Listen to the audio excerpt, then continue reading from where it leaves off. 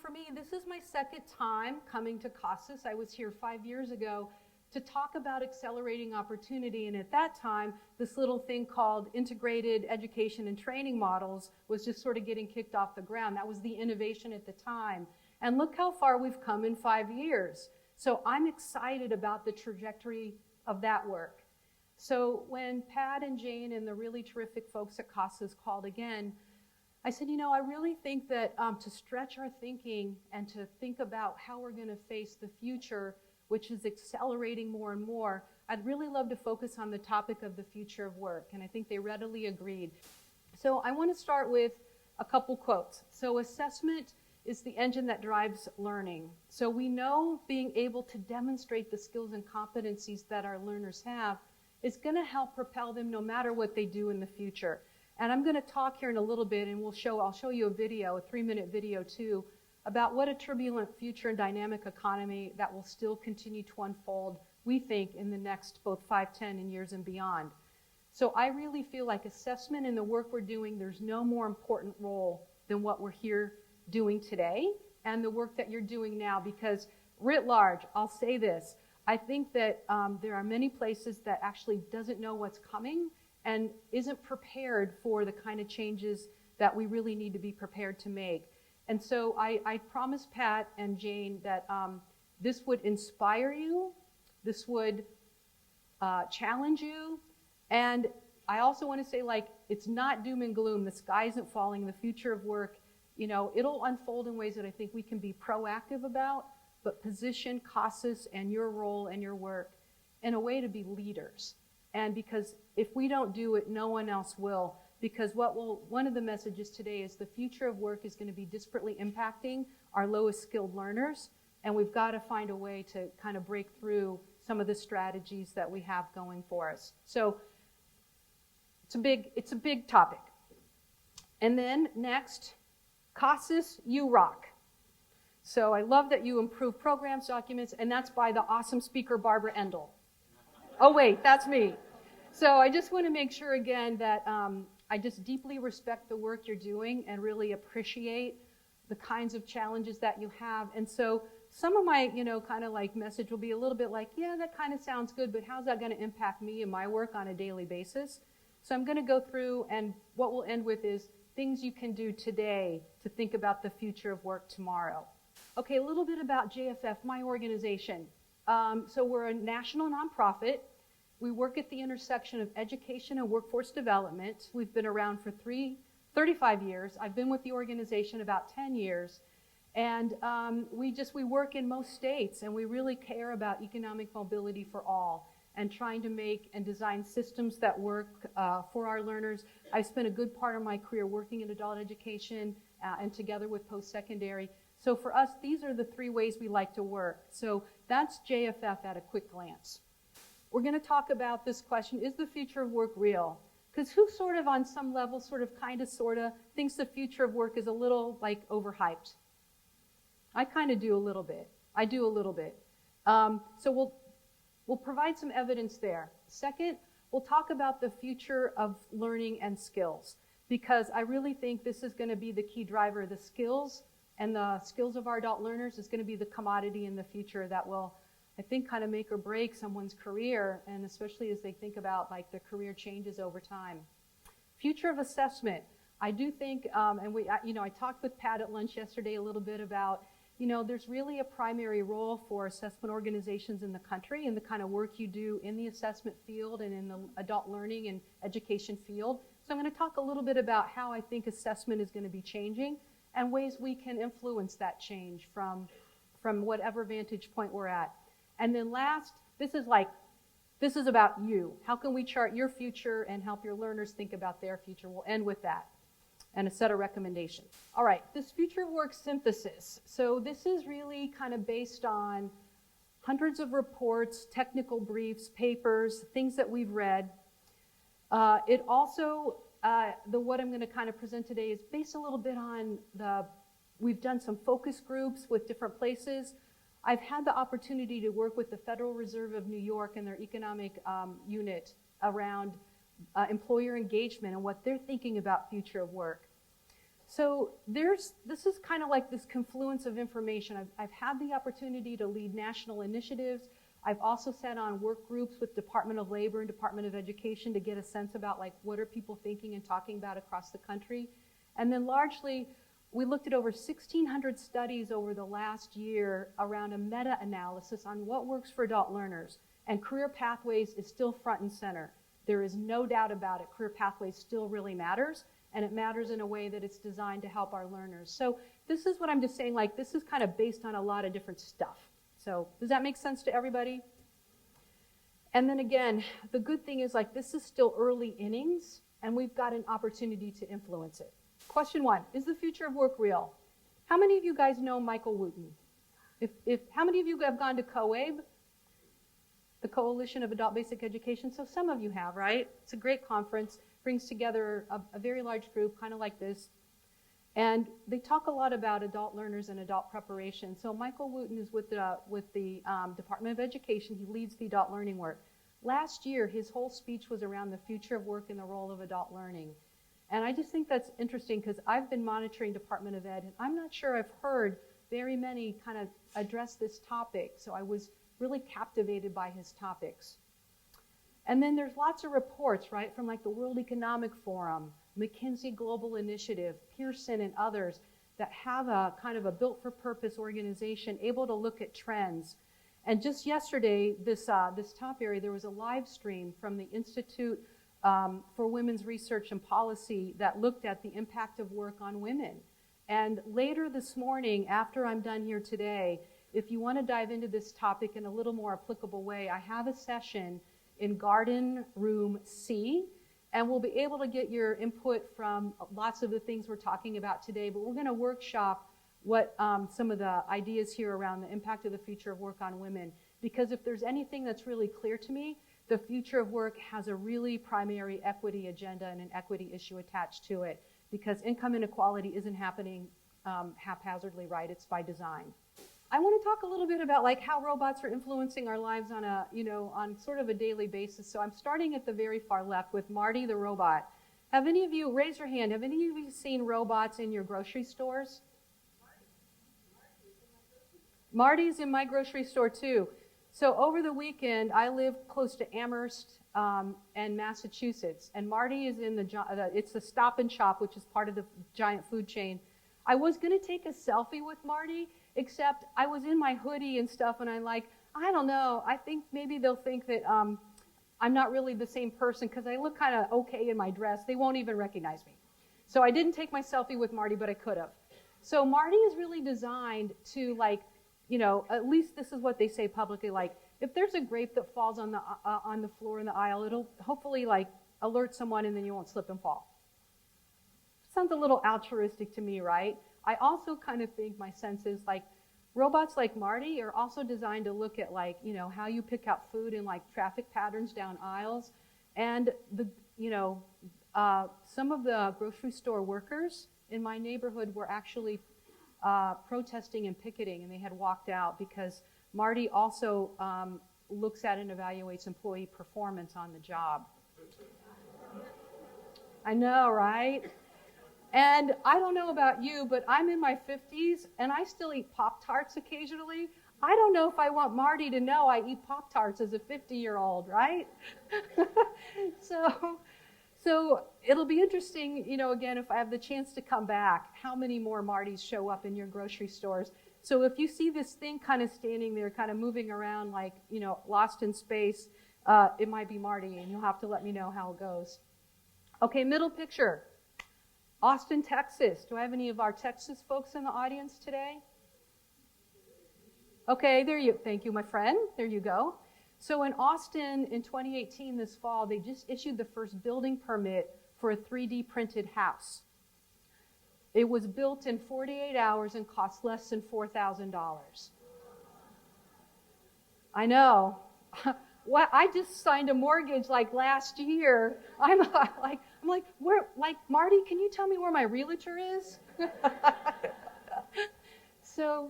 But this has big implications on a number of fronts. So like when I think about this, here's the upside. affordable housing is within reach for a lot more people in a lot more places with this sort of business model. The downside is that what happens to the people that normally used to build the houses, right? So, I mean, yes, you still have to make sure the concrete thing is filled, and yes, you've got to inspect the building, and here you still have to install the windows and that beautiful porch that isn't still part of this, that has to go up.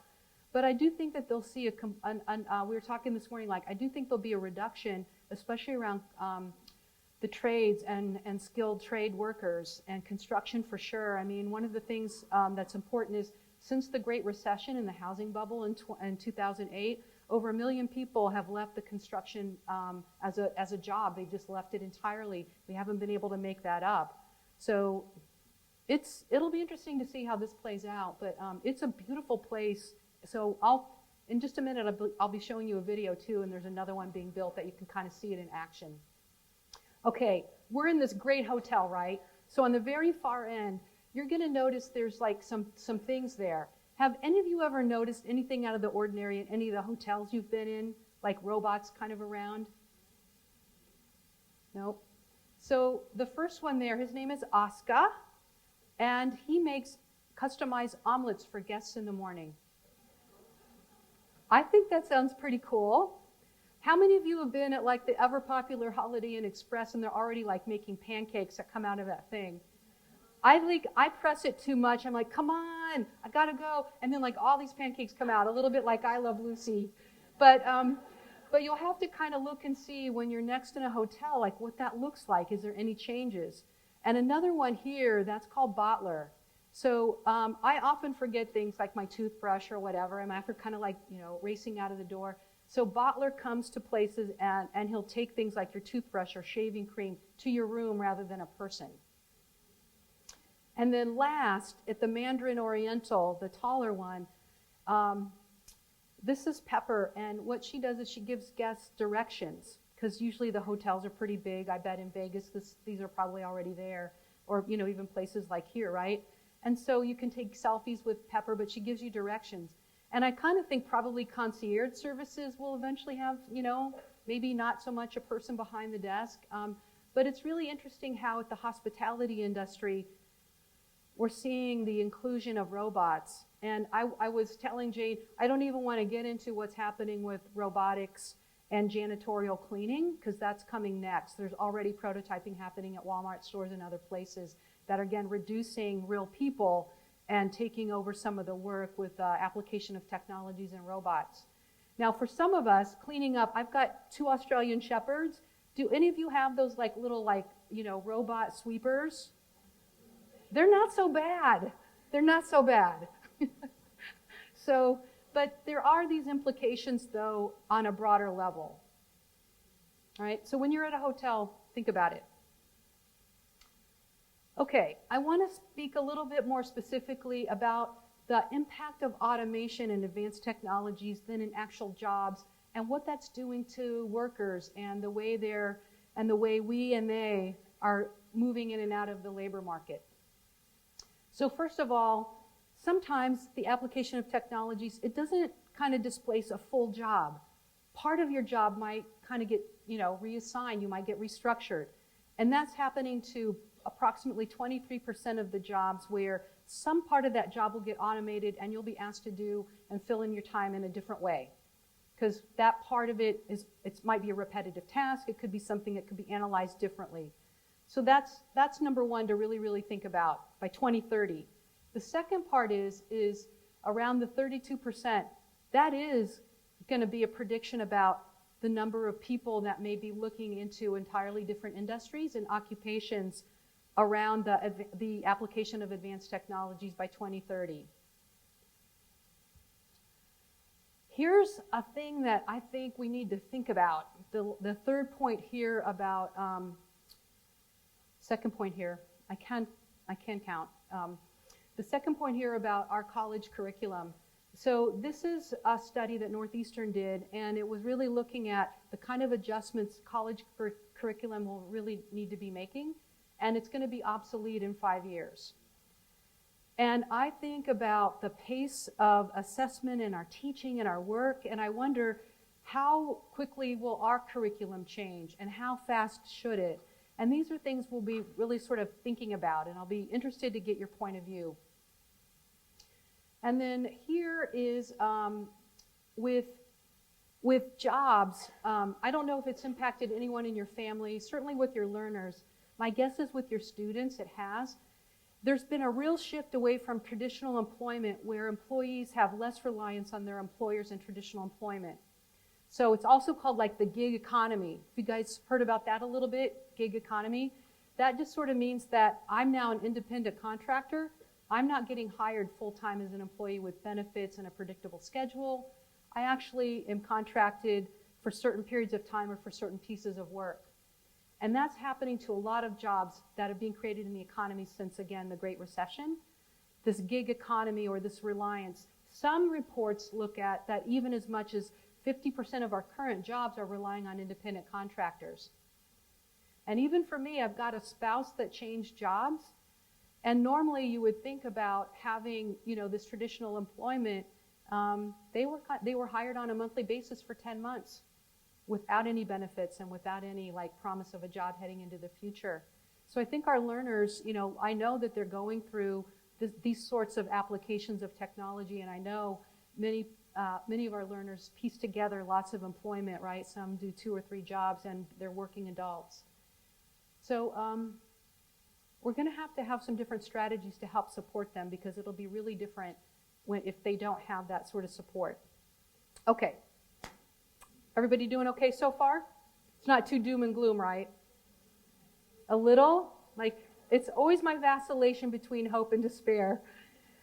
So I'm going to, with the assistance of Will, I'm going to tee up a video here. It's about 3 minutes. And the reason why I'm doing this is there probably won't be anything new in this video, but for me it's really powerful because it puts together everything I've been reading, looking at, seeing, talking about, visiting, seeing in action. And it does sort of answer, I think, this question, is the future of work real? So, Will, please.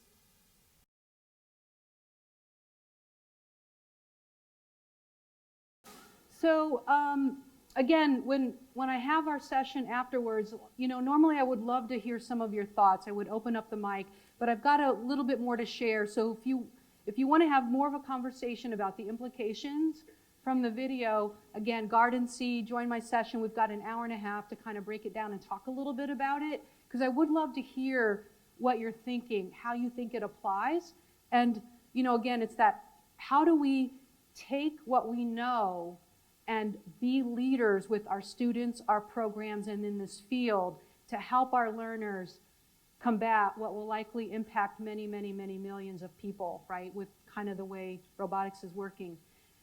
So, one of the things, if you feel like it's appropriate, definitely I'll share the link, but take it back to your colleagues. It would be a really provocative lunch conversation, right, or department meeting, or even to think about with career and advising and advising students with your navigators, to your workforce partners, would they like to see something like this? So it's, and it's really an amazing kind of 3 minutes to kind of get yourself there.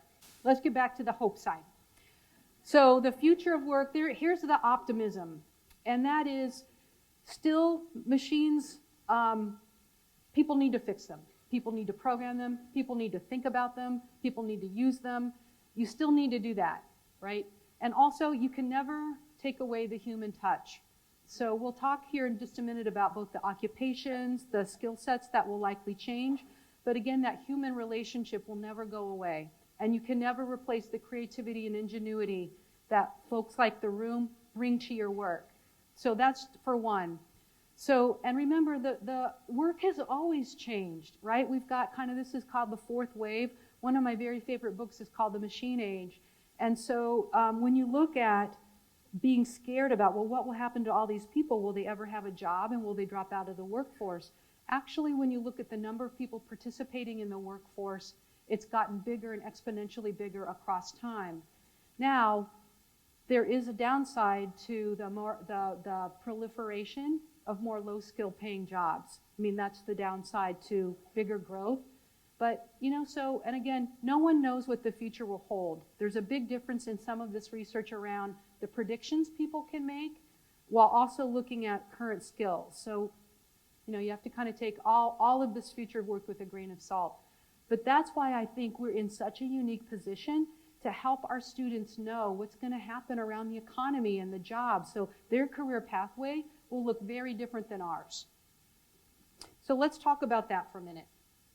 I'm going to talk about the future of learning and skills next. Okay, this is one of my favorite things, my favorite pictures.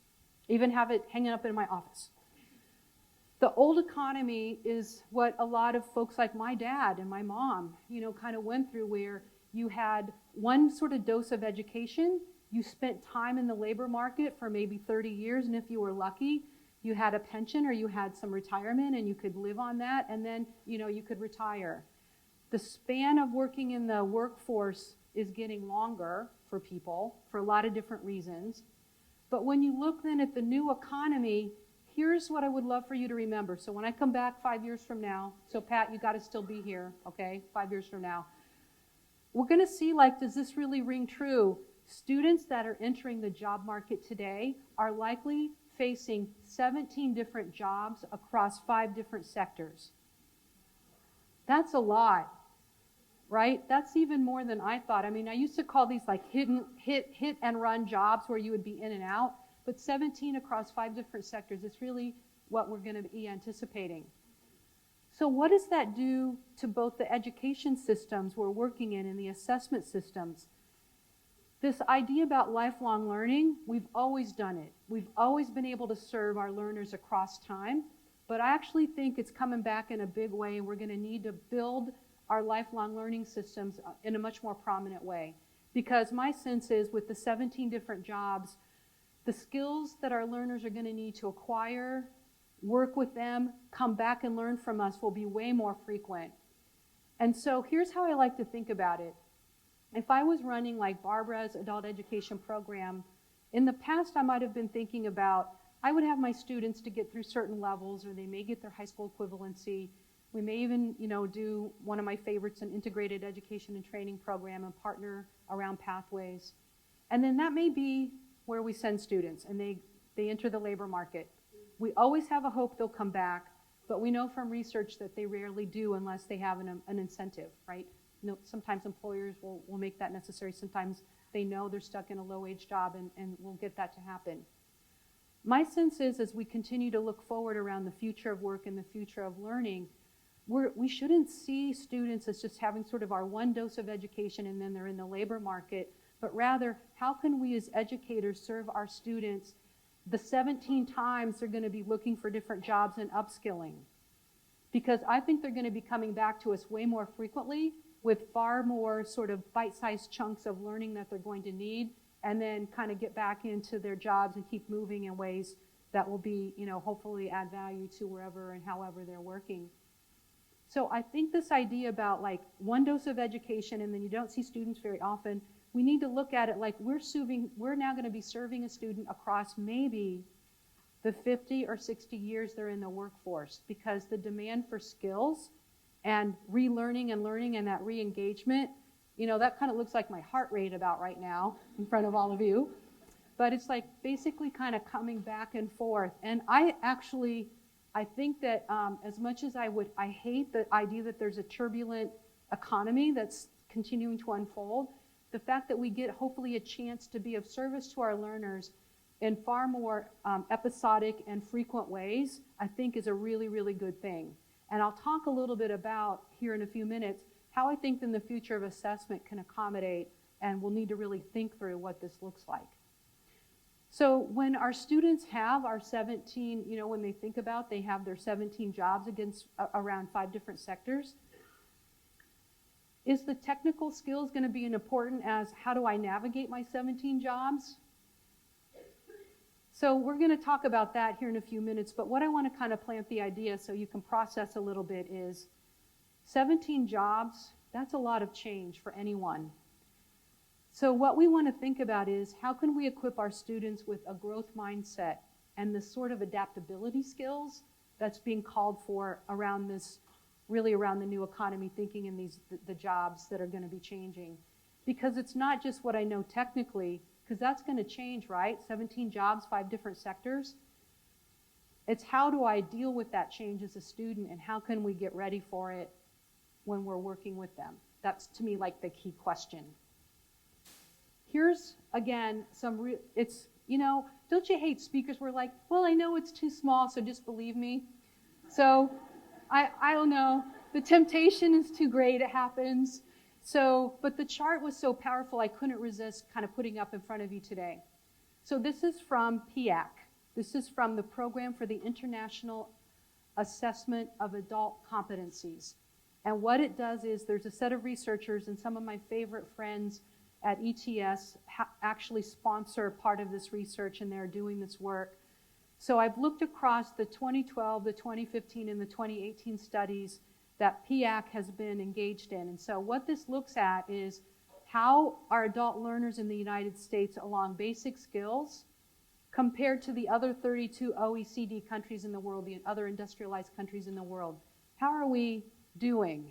And what's this going to look like? So this is from a working paper from 2018. And I just thought it was really interesting because this is one of the first groundbreaking studies that actually looked at real data from real people working across the world to say what are going to be the occupations with the highest probability of being impacted by advanced technologies, automation, artificial intelligence, some of the things we just saw in the video. So at the top of the list, not surprisingly, because again of that video, I'm glad I'm triangulating and validating, and I'm glad it kind of worked out. So food preparation assistance is at the highest probability. Folks like cleaners and helpers, laborers in mining and construction, manufacturing and transport, and assemblers largely in manufacturing. Those are the highest probability. Those with the lowest probability, you know, kind of at the bottom of that rung, at the lowest quintile, are teaching professionals, chief executives, senior officials, legislators. I have mixed feelings about this one. I don't know about you guys. And then production, specialized service managers, right? So again, skills that are going to require that human touch, less probability. Some things that are repetitive tasks that robots can be programmed to do will be more susceptible. So where are students across this list, right? How do we think about that? Now, let's go to a related, again, slide you cannot read, but I will talk you through it. This is a very similar chart, except this is by occupation, or this is by sector rather, by sector rather than just job. It's job clusters so that you're in a sector. And here, what this does is you're really looking at, by industry, what are the most at risk? At the top of the list, for those in the back, and no one is looking at their iPhone. I, for one, feel successful already, people. Agriculture, hunting, manufacturing of wearing apparel, postal and courier, food and beverages service activities by industry, most impacted, highest probability. Least at risk, at least according to PIAC, education, waste management, and social work. I mean, there's more, right? There's more along the continuum. I'll be able to answer questions in my session. I know you've got a lot of questions. You're like, really? On some of these. But again, it's looking at over 120 variables that were researched and looked at across these industries. Here's what I come away with. And again, I want to know what you think. If you can come to my session, let's talk about it. I think that because of this wave of technology, more low-skilled jobs are at risk really than I think than previous generations. I mean, you saw how robots are taking over, right? Some areas. I think it's going to happen. And I think around, did you guys notice the tractors at the beginning? No one was driving them. I wish I would have known that and had that back in the day. So, exactly. All right. In the middle, LinkedIn. This is kind of the logo for LinkedIn. One of the things, preparing for work that doesn't yet exist. I've heard that 1,000 times. It's kind of hyped, right? Like, we're preparing for work that doesn't exist. What does that really mean? So, for example, what I did is we looked at LinkedIn at their top 10 jobs in 2014, so 5 years ago.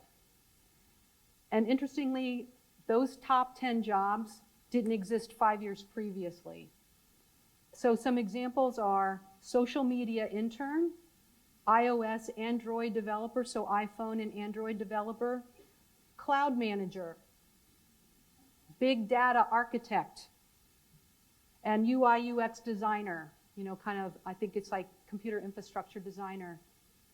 And so it'll be really interesting. So I didn't look at, but I will, an analysis of like in 2019, what jobs are we preparing students for today that didn't exist in 2014? And then when we look in the future, what jobs? So what I think I'm trying to get to this is that we know that jobs will change. And so is it about preparing students for that first job, which is what we've normally done? Can it in the future be about preparing students for best bet industries or clusters of jobs that we think will have more transferability of skills and be able to serve them for a longer period of time? So for me, the idea about lifelong learning is also about lifelong employability by having the sorts of skills that would matter. And then last, this idea about that dynamic instructional and curricular changes. I don't think right now, very many places, I think that there's a lot of emphasis, and many of you do this on a daily basis, where you've got employability skills somewhat integrated into your curriculum. And I tested this at dinner last night with 5 people. So let's see if it works with 1,200. So essentially, I think employability skills have still tended to be on sort of like the attendance and the dress and the, kind of the cultural norms and rules. And maybe not as much about adaptability, flexibility, and this growth mindset about like, my learning today, it's never going to be over. I'm going to come back and see you as much as 17 different times. How do we help our students, and maybe that impacts the curriculum we sort of think about, how does that impact our students and then our curriculum? Because it might be even less about some of the technical skills, but building really the foundational and assessing the foundational learning skills you've already been doing, but can we think about adding more about growth mindset and what adaptability is going to be needed? What are the future of work skills? This I sort of called from a bunch of different research reports, but look at the top of the list, right? These are independent, again, I kind of triangulated the research. These are different reports produced by different folks like the World Economic Forum and different places. Like, again, this agility is becoming such a key thing. Adaptability, ability to analyze, solution mindset, collaboration, communication, and digital fluency. And digital fluency, let's talk about that one for a minute, because guess what? How do you think the US compares to the rest of the world? Not so much. 16% of the people in the United States, of the adults that are 18 and older, aren't digitally fluent or have digital literacy. I'm sorry, 23% of us do not, compared to 16% across the world. So we are actually above average with folks who don't know how to use computers and have some digital literacy. So it's important, right? How many of you have a touch point with digital literacy or digital computing, those sorts of things in your programs right now? Just give me a show of hands. Okay, so a lot, right? So you're working on it. And I think it'll be even important, as we move forward to make sure this happens, because I think the percent of digital and communications and computing will continue to be part of jobs. I think that's pretty clear. How does this list look to you, right? It isn't technical skills. It's being able to really be adaptable and cooperate, work in teams, the creativity, the complex reasoning. So again, I think these will help push and influence the field sort of moving further. Okay, the future of assessment. I'm kind of entering a little bit around the last lap here with the presentation, and then again, I'll be really interested to see what you're thinking. We know growth mindset and sort of the adaptability and the skills that I just showed you are important. How do you think we're assessing for those? I think a little. but I think more could be done, right? I think more could be done around these non-cognitive areas that could include how is a student, again, like, is it going to be precision? How do you measure adaptability, growth mindset, flexibility? But I think pushing the field to think in that way and pushing assessment in particular would be really important. And I really do wish there could be some day where any learner comes to you, you'd be able to assess in real time their skills, and then how are their adaptability skills and the skills of the future? What do those look like? How can we then identify any areas to build and skill build and keep preparing our learners moving forward? I mean, that's a pretty good recommendation, right? How do we bundle more about what we know with our students? And if we don't have assessments right now that are more formalized or produced by, some of our large-scale leaders like CASAS or others, I think that there are some that are close. And how can we think about moving in that direction and getting a sense from our learners, where are they out of the continuum around flexibility and adaptability? Okay, next. We talked about assessments for lifelong learning. Here's what I think will happen. I think our learners will come back to us way more often, and I think they'll come back to us with a lot shorter time periods in between where the learning happens. So kind of like this full battery of assessment, I don't know, do you think we're going to need that as much anymore? I think maybe that will get kind of rethought in the future. I think we need to find ways with assessment, and what our learners know is work from where they are, and let's figure out what's changed in the interims that they have been working and learning and gaining skills, and then kind of come back and see what happens with, and let them know what they're doing. I think that'll be really great. And then also this idea about the student education portability movement. Is this a new term for folks? Yeah, I was able to go to a conference last fall called Learn Launch. It was in Boston, it's in different places. And I was really quite amazed to see the number of community colleges and four-year colleges and universities actually, what they're doing, and this movement heading forward, is they're actually taking apart degrees and putting it into more bite-sized chunks. So things like data analytics is a course you can take, and you get credit for that, and you can do it. You don't have to wait for semesters, and anybody can take it.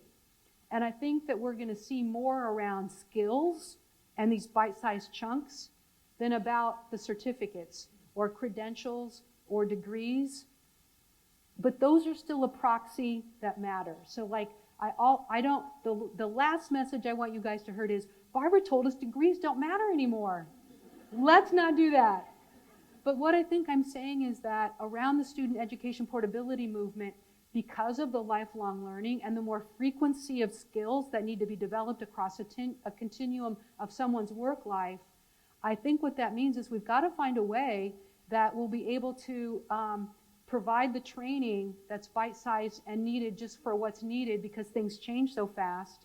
And it's interesting, so there's a company called Level Education. They work with Northeastern University in Boston. They have a boot camp around data analytics. I'm just going to have you guess, in the 3 years since they launched their boot camp with a data analytics, which is a very single course, how many improvements or changes to the curriculum do you think they've made in 3 years? Throw out a few numbers. 12? 300? Okay, I love that one. Somebody said 3,000. That's almost close. It's over 1,000 process improvements in 3 years. That's a lot, and that's what I think we meant when we said, will 50% of our college curriculum be obsolete in 5 years? Now, some areas won't, but some areas might. And so what I think we have to do is think differently about student education and this mobility, because what we're also seeing is that students are getting their learning from more than one provider, right? Some students, even that you have today, learners, they may get services from other partners across sort of your community. So here's what's happening in Cincinnati. So I'm an Ohioan. I lived in Cincinnati for 12 years before moving to Amherst, where Marty's now in the grocery stores. I don't know why I left Cincinnati, right? And so in Cincinnati, what they're thinking about is, the problem they're trying to solve is so number one, I love how CASAS thinks about data and the way you're able to get reports and look at students. And what I'd love to see in the future is how can we make data more available to students so that they own it and they take it with them, because when they do go get training from Barbara's college and training from Jane's, CBO and training from here or services there, how can we make sure they get it? So here's what Cincinnati's thinking about. They have this collective impact collaborative with a lot of different partners, including adult education, their colleges. They're going to be utilizing what's called blockchain technology with the MIT Media Lab, and they're trying to create a way that's an easy cloud-based platform so that anything students earn or accomplish, they get access to it in their portfolio. Now, for some of us, that's not new. Some of that work is already going, but I think there's been a real access issue and a real sense of how do you get all that in one place? So there are some communities across the country really trying to figure out a way to make it easy for students to collect and be owners of their own data.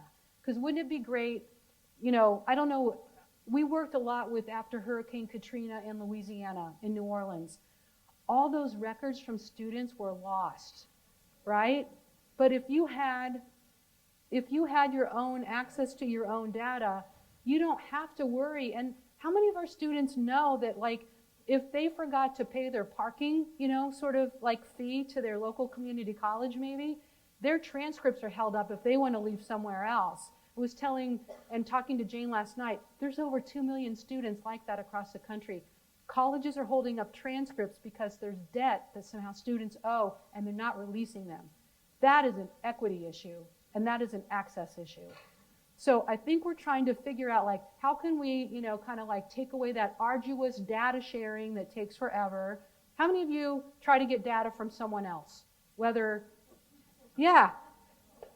Isn't it not a frustration of the skill set I should put up there around this is frustration tolerance, because it's hard, it takes time, and it's really difficult.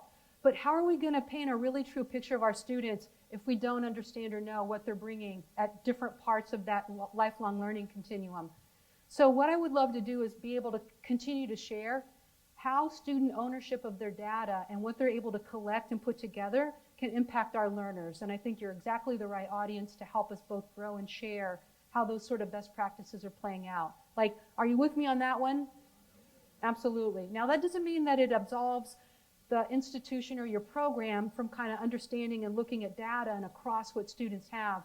But I think it provides stewardship with the much needed advocacy and ownership over what that turbulent career could look like.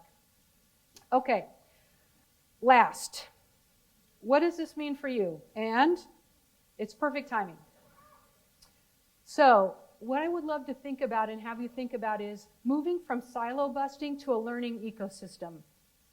We know standalone programs are not as effective anymore, and how can you partner with something and get out of that silo and think of ourselves less like a bowling alley where we're in our lanes and more like a soccer field where we can really try to help our learners navigate a better learning ecosystem.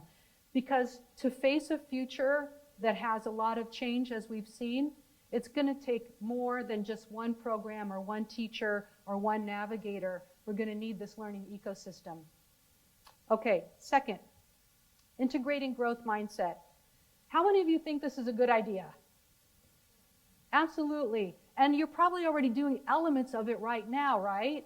But it just may not be as focused. It may not be as precise. And so what we want to do is, again, have you really think about helping your students understand the kind of turbulence that they're either facing now or that they will be facing around growth mindset. So for me, I feel like that's a core message I'd love for you to take. And then obviously we care a lot about economic mobility and the income inequality and things that are happening in the country right now. To me, understanding the future of work and equipping our students is an equity issue. And how do we make sure that today's economy is working for everyone and we're providing both the services and the support and the understanding about what that future looks like so students can make informed decisions when they come in and out of their pathways. And to me, again, I kind of go back to the student education portability sort of thing. If students are able to understand and know what they've earned, I think they'll be better positioned to understand what those accomplishments can get them in this new economy. Okay, everyone, let me sort of end with a wonderful quote by Buckminster Fuller. We are called to be architects of the future, not its victims. Isn't that great? So we all have a role to play regardless of like where we're at, and as part of, we are part of this like learning ecosystem with our students.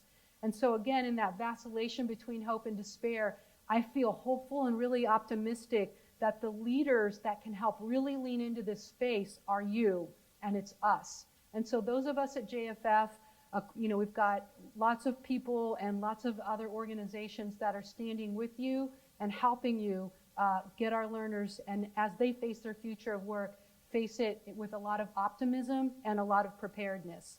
So everyone, thank you. You guys, I really appreciate your attention.